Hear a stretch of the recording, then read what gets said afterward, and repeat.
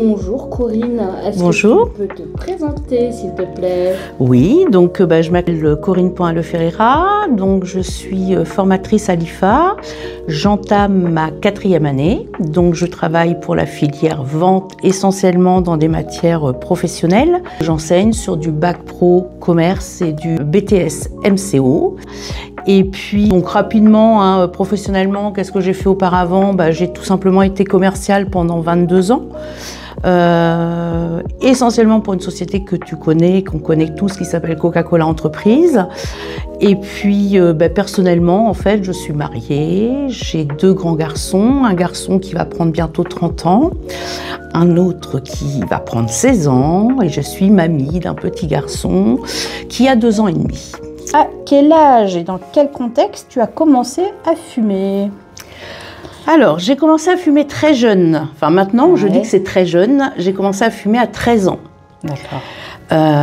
Donc, 13 ans, j'ai été voir, parce que justement, ça me semble très, très jeune. Et en fait, je me suis aperçue que c'était l'âge où, aujourd'hui, les jeunes prenaient leur première cigarette. Donc, malheureusement, j'étais déjà dans la moyenne.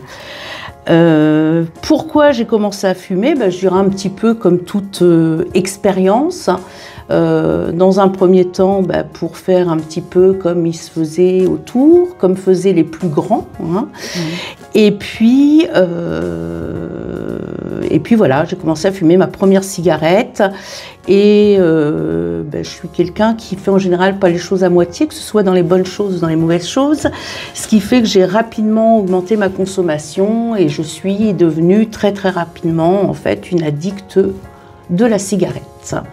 D'accord. Et tu m'avais parlé la dernière fois, donc tu avais un entourage aussi avec tes amis qui eux aussi fumaient. Oui, alors tu n'étais pas seule à fumer, ouais.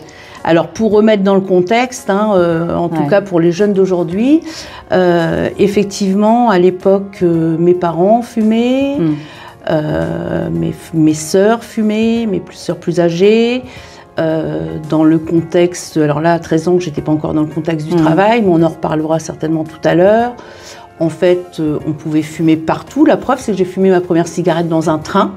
Par exemple, donc chose qu'on se souvient quand même. Oui, tout à fait. Donc on fumait dans les trains, on fumait, alors pas à l'école bien entendu, mais à l'époque on fumait dans les entreprises, on fumait dans les bars, on fumait dans les restaurants, on fumait en réunion. Là par exemple, j'aurais pu allumer une cigarette, ça semblait normal en fait. Normal, tout à fait. Et ce qui fait que le contexte aussi favorisait le fait de fumer tout le temps, à n'importe quel moment, n'importe où, avec n'importe qui, et ça choquait personne. Qu'est-ce qui a poussé à en faire une habitude? Combien en fumais-tu même par jour?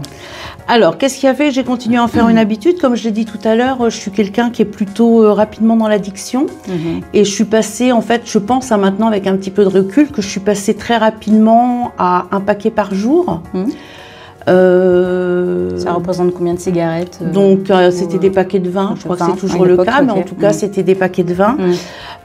Donc, sans fumer chez moi, bien entendu, parce que mes parents n'étaient pas au courant. Et en avançant dans le temps, effectivement, que quand j'ai eu l'âge de pouvoir fumer devant tout le monde, ensuite j'ai travaillé, comme je vous l'ai dit, je travaillais chez Coca-Cola.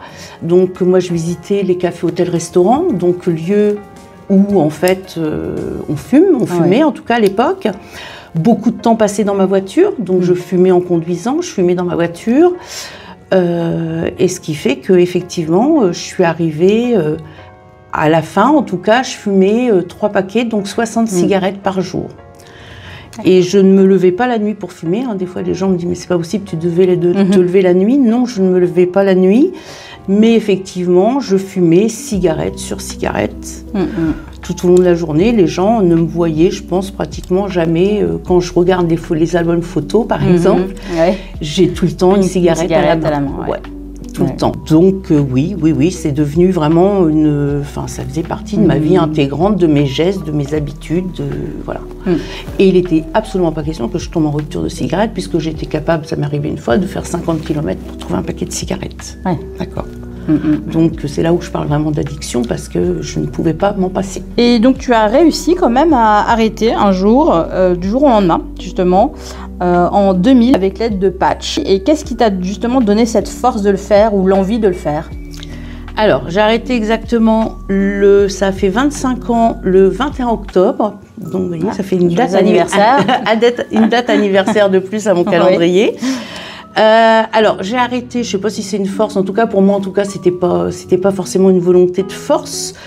C'était surtout que j'en avais un petit peu marre que mon papa, à l'époque, me dise « Corinne, tu vois pas combien tu fumes de cigarettes ?»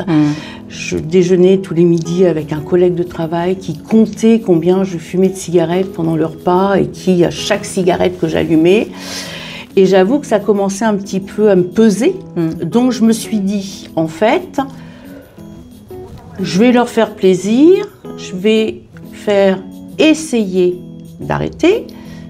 Bon, dans ma tête, c'était clair, je ne vais pas y arriver. Et comme ça, ils vont me lâcher un petit peu les baskets. Ça fait ça un peu sous forme de jeu, quoi, en fait. Oui, sous forme de jeu, et puis de leur dire, bon, vous n'allez pas trop me prendre la tête avec ça, puisque j'ai fait l'effort d'essayer, vous avez vu, je n'ai pas réussi. Et en fait, j'ai essayé, et la première journée, j'ai réussi. Sans difficulté, on en reparlera. Donc je me suis dit, bah, écoute, une journée, c'est possible, peut-être que 2 journées, ça va être possible.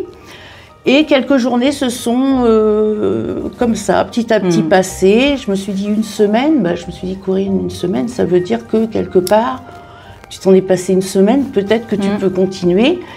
Et en fait, ça s'est fait comme ça, vraiment petit à petit, sans jamais en retoucher une. Parce que, en fait, par contre, dans ma tête, ça a été clair.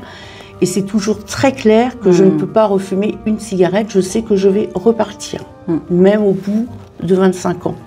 Je sais que si demain je fume une cigarette, je ne pense pas que je serais capable de ne pas en fumer une deuxième, une troisième, une quatrième. Ouais, et d'arrêter à nouveau. Et d'arrêter de nouveau. Ouais. Donc voilà. Donc à la base, c'était oui un petit peu un jeu. Je me suis dit, voilà, je me suis dit, ne plus me prendre la tête avec ça. Voilà, on va essayer. Et puis ça a fonctionné. Ouais.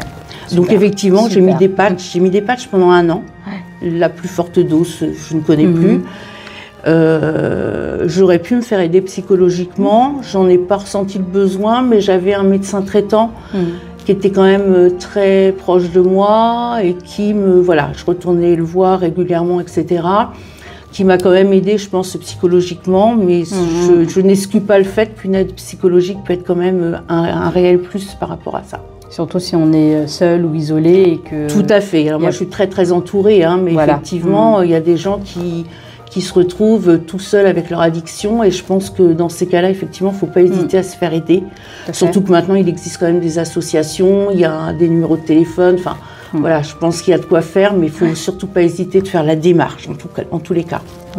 Et du coup, qu'est-ce qui a été justement le plus difficile dans cette période d'arrêt? Qu'est-ce qui t'a le plus aidé?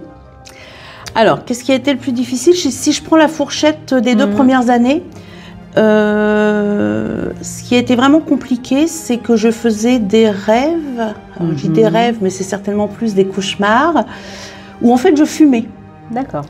Donc quand je me réveillais le matin, c'était mais je refume pas. Et le problème, c'est que ça me semblait bon. Donc c'était pour moi, c'était plutôt un joli rêve, puisqu'en fait, je fumais ma cigarette et ça me semblait bien, ça me semblait bon. Et quand je me réveillais, eh ben non, je me disais non, en fait, tu ne fumes plus. Donc ça a été très compliqué parce que ça a duré longtemps. Ça a duré au moins 2 ans. Qu'est-ce qui a été difficile d'autre? C'est les habitudes. Puisque la cigarette, c'est un geste, et puis 60 cigarettes, ça faisait partie d'un geste primordial dans ma vie au quotidien. Au réveil jusqu'au soir. Voilà, donc je montais dans ma voiture, j'allumais une cigarette, je visitais les cafés, hôtels, restaurants, donc les clients me connaissaient, j'arrivais, Corinne, un petit café, un petit café, une cigarette. Enfin, toute ma vie, je dirais que ma vie, elle était un petit peu rythmée par mes prises de cigarettes, et c'était pas le contraire en fait. Je montais en voiture, je sortais chez un client, je remontais en voiture, je rallumais une cigarette. Voilà. Si je savais que j'avais le temps de fumer 2 cigarettes, j'en fumais 2. Si j'avais que le temps d'en fumer une, j'en fumais qu'une. Donc ça a été très très compliqué. Le manque en lui-même, alors je sais pas si c'est les patchs, mais le manque physique, en tout cas, je l'ai pas ressenti moi. Enfin physique, vraiment un manque ressenti dans la bouche, dans le corps et tout ça. J'ai très vite retrouvé du goût. Donc ça m'a aussi motivée. Et ma voix, je ne m'étais pas aperçue, mais en fait, ma voix, les gens me disaient « Ah, tu retrouves ta voix ?» J'étais pas malade. Non, mais on sent que tu fumes plus, tu retrouves ta voix d'avant.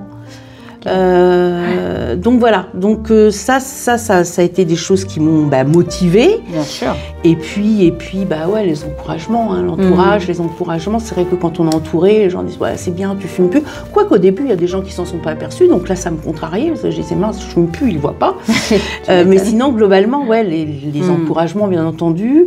Et puis il y a quand même le côté santé sur lequel moi j'étais pas partie là-dessus quand j'ai arrêté. Hein. J'étais pas partie, je pensais pas à ma santé en fait. Non, c'était pas ton facteur d'arrêter. Mais quand j'ai senti que je retrouvais du souffle, que je retrouvais du goût, je me suis dit ah ouais quand même. Il y a des bonnes choses. Il y a des choses sympas qui arrivent à côté. Ouais. Alors même si au début il y a aussi des choses qui peuvent être contrariantes, puisqu'en fait je toussais énormément le matin. Alors après, j'ai su pourquoi, hein, parce qu'on a des petits poils dans la gorge, et puis avec le tabac, ils sont brûlés, et puis quand on fume plus, ils repoussent, donc c'est une gêne au départ. Ouais. Mais du coup, je me dis, attends, j'ai arrêté de fumer, puis je tousse, quoi. Ouais. Donc, mais globalement, bah oui, c'est difficile, il faut pas se leurrer, hein, c'est dur, c'est un combat. D'arrêter de fumer, je pense que c'est comme d'arrêter de boire, c'est un combat de tous les jours. Et comme je te le disais tout à l'heure, au bout de 25 ans, je sais qu'il ne faut pas que j'en reprenne une, quoi.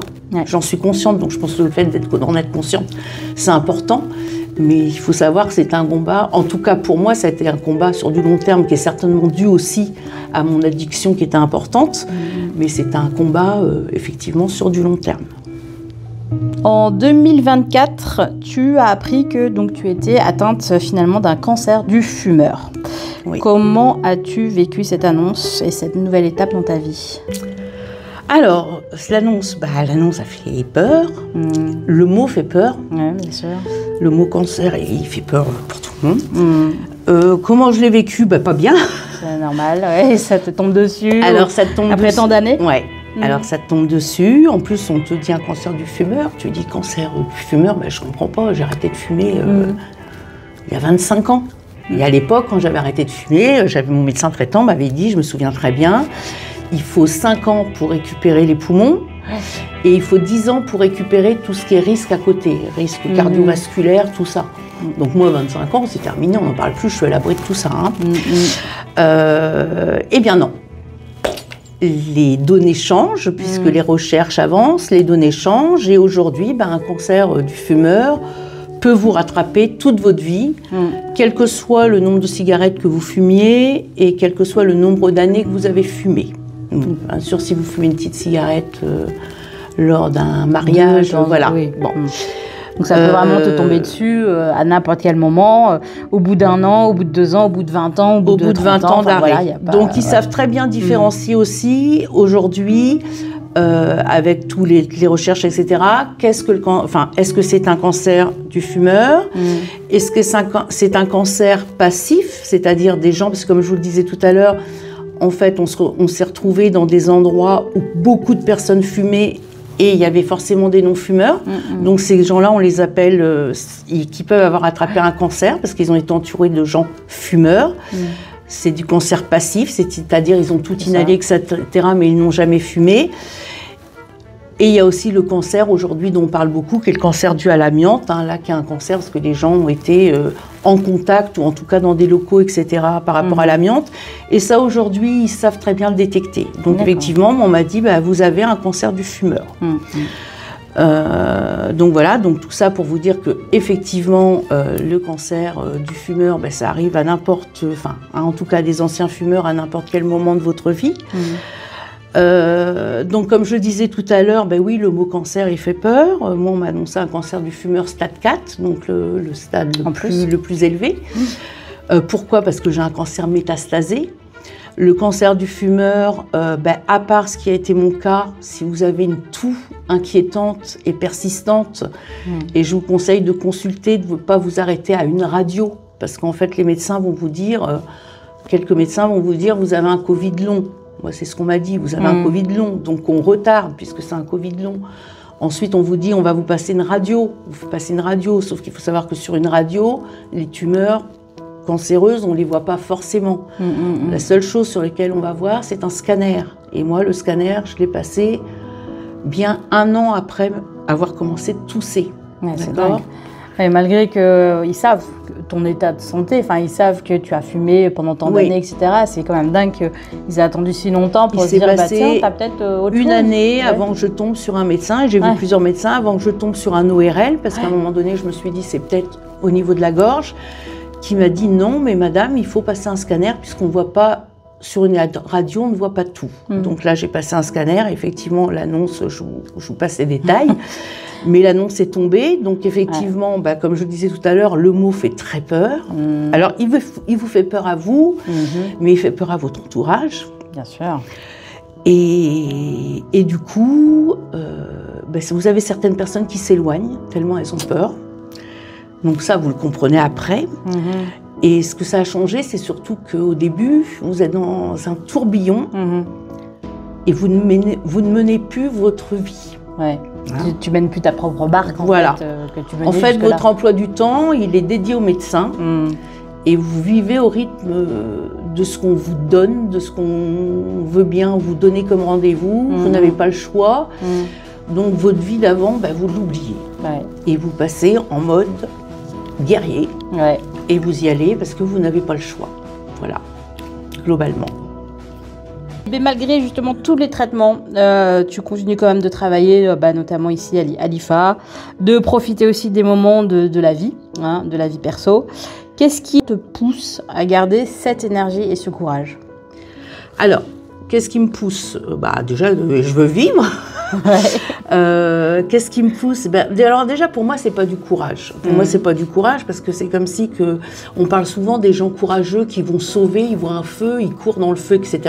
Je pense que tu te poses pas la question, j'y vais ou j'y vais pas. C'est l'instinct. Voilà, c'est l'instinct. Là, c'est l'instinct de survie, je pense. Donc pour moi, c'est pas vraiment du courage. Puis après, je me dis, tu te poses, tu te dis effectivement, tu as un cancer, c'est un cancer grave. Qu'est-ce que tu fais? Tu essaies de tenir le choc, tu y vas, tu te bats, ou alors tu prends ta couette, tu te mets auprès du feu et puis tu attends que ça se passe. Bon, je suis pas trop, j'aime bien la couette, le coin du feu, mais un petit moment. Le dimanche, ça va bien devant une série. C'est ça.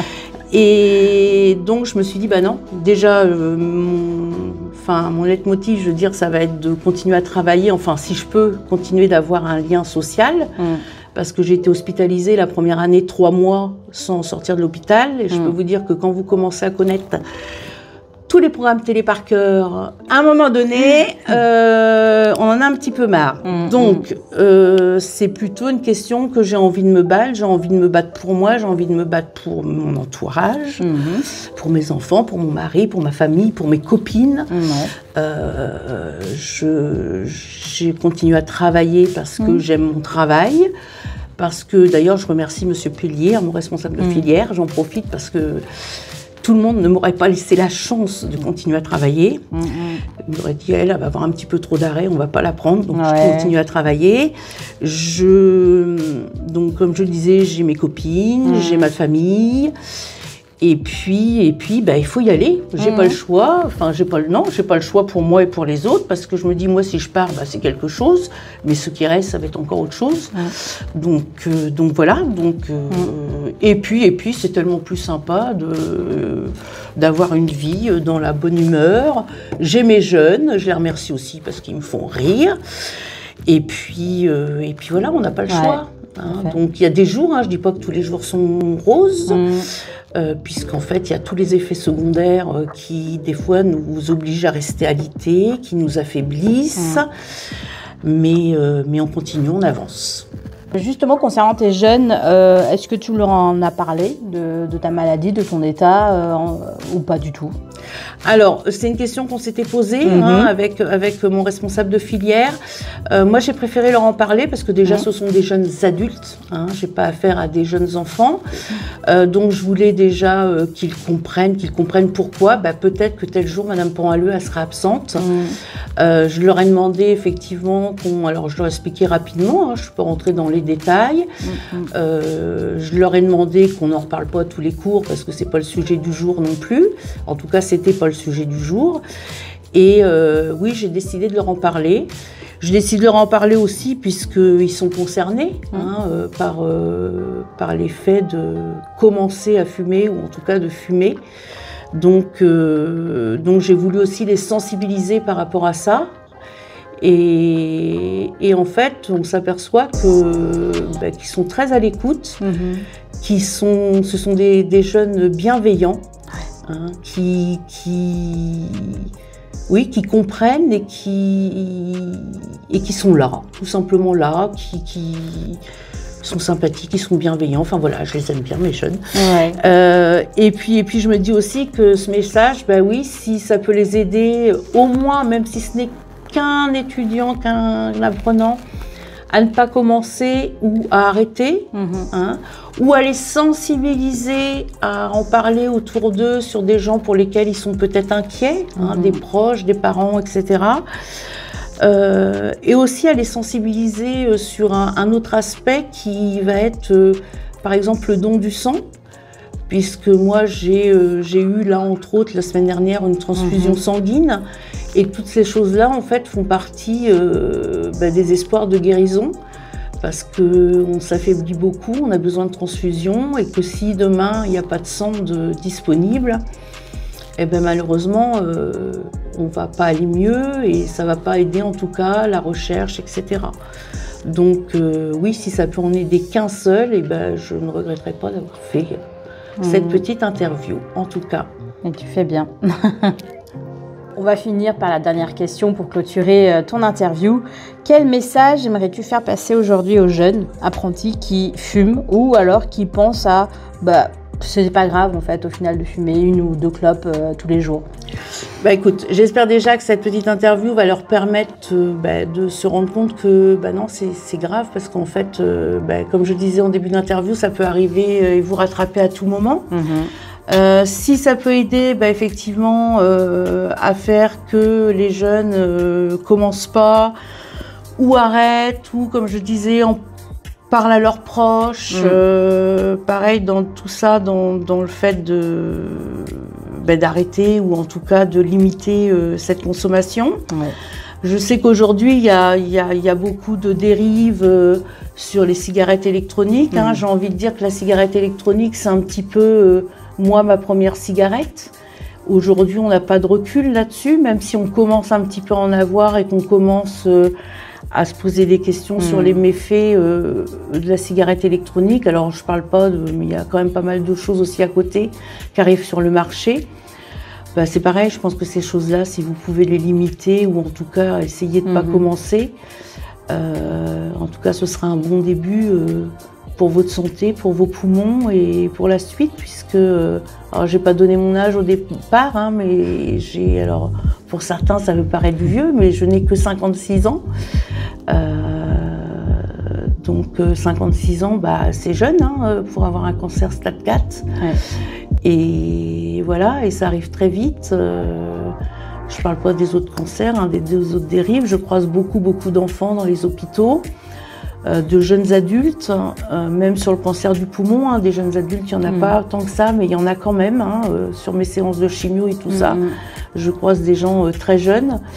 Donc voilà, donc oui, je voulais les sensibiliser, en tout cas sensibiliser un certain nombre et j'espère que ça permettra de changer leurs habitudes de consommation et de voir un petit peu la maladie autrement. Même si ça avance beaucoup dans les recherches, etc. Ça a énormément avancé ces 10 dernières années et ça avance encore énormément. Mais on n'a pas aujourd'hui toutes les solutions. Tous les cancers, même un cancer du poumon, n'est pas le même, on n'a pas les mêmes soins, on n'a pas les mêmes facettes. Moi, je suis métastasée aujourd'hui, hein, j'ai des métastases au cerveau, j'ai des métastases au foie, j'ai métastases sur les os. Donc ça engendre aussi des souffrances ailleurs, parce que je dirais qu'en lui-même, le poumon, ça nous fait pas mal. C'est pour ça qu'on a du mal à le détecter, hein, on n'a pas de douleur. Ouais. Mais tous les effets secondaires, effectivement, entraînent une vie qui peut devenir rapidement très, très, très compliquée. D'accord. Et puis que malheureusement, si ça arrive à certains, que, comme j'ai dit tout à l'heure, il ne faut pas hésiter à se mettre, quand on peut, en mode guerrier. Et puis c'est pas la fin, hein. C'est le début d'une autre aventure. Et si on se bat, il n'y a pas de raison, on doit pouvoir soigner, en tout cas peut-être pas soigner, mais mieux vivre et vivre plus longtemps. Nickel. C'est un beau message à faire passer à nos jeunes. Écoute, merci beaucoup Corinne. Merci à toi pour cette belle interview. Merci. Merci pour l'accueil. Bonne journée. Bonne journée.